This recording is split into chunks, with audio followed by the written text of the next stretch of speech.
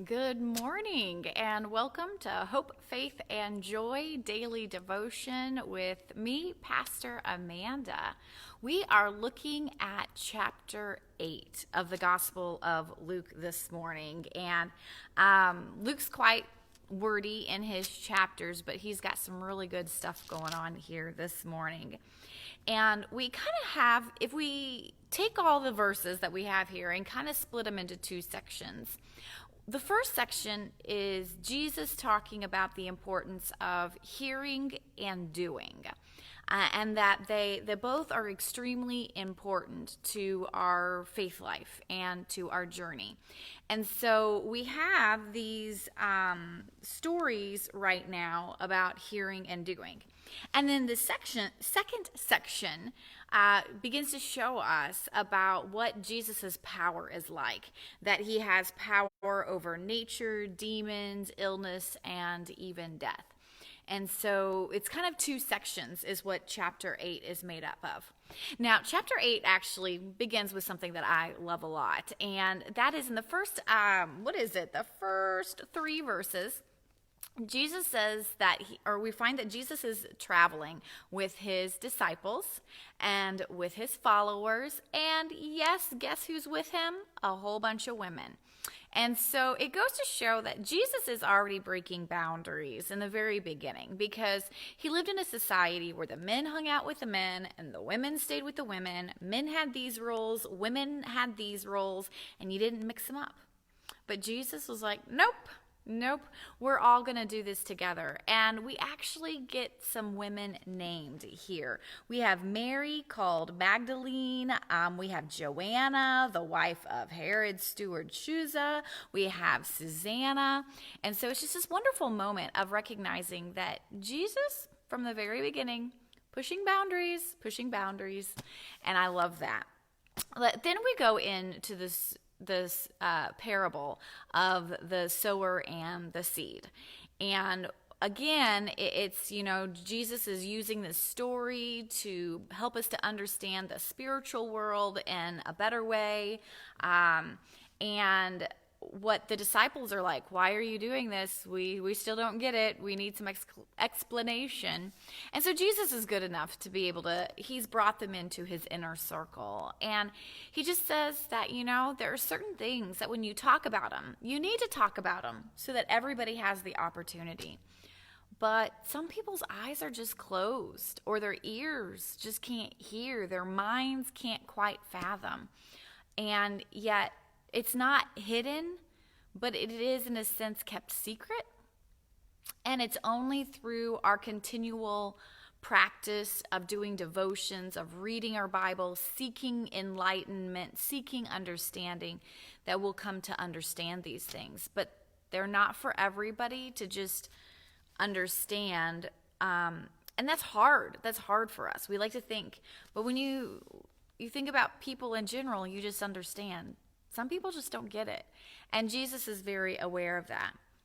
But what he does next is that as he continues to speak in these spiritual teachings, stories, or parables, he starts to connect. Once you do understand these stories, there's a second part. You got to do something about it. Otherwise, it's just wasted knowledge. It's knowledge. But what happens is when you put it into practice, you become that wise person. You start to figure out the nuances and what works and what doesn't work. And so he talks about, the lamp and the jar. So we're supposed to make our light shine out in the world. We're supposed to do something with the knowledge that we have.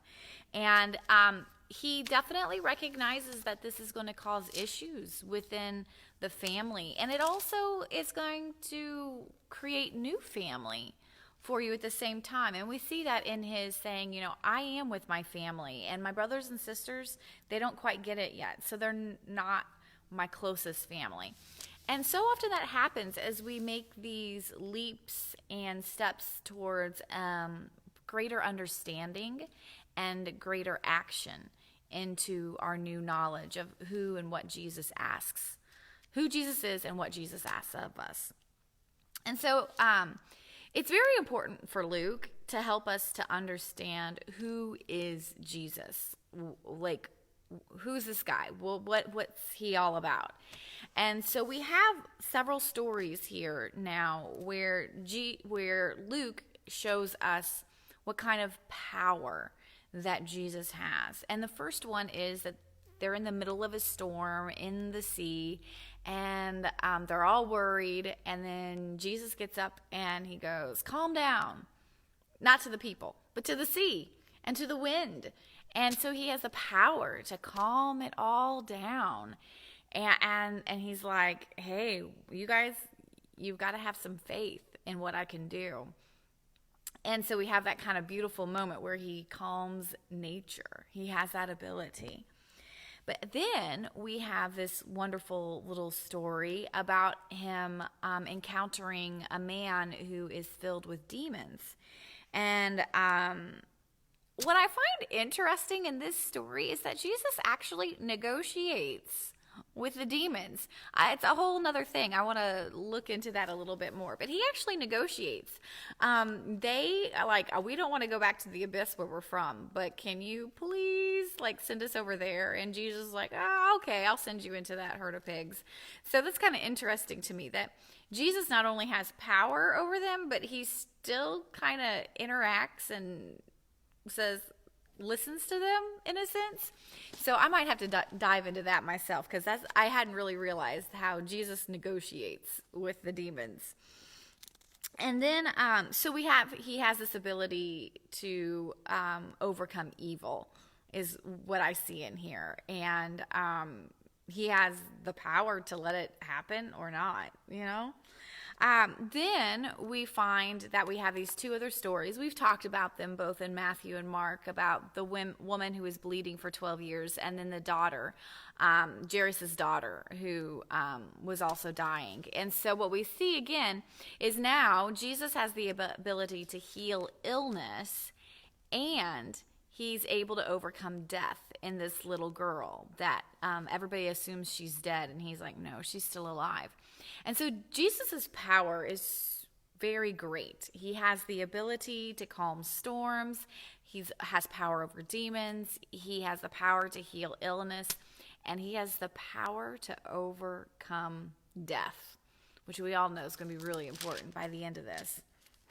And so I find it interesting that Jesus continues to challenge us in what we are learning, that the more we learn about who Jesus is, that it also then calls us to our own action of proclaiming, of healing, of teaching, and using the gifts that we've been given by God, and that we're part of something bigger and greater. And so, so take a time, make sure you read the whole chapter. Lots of good stories in chapter 8.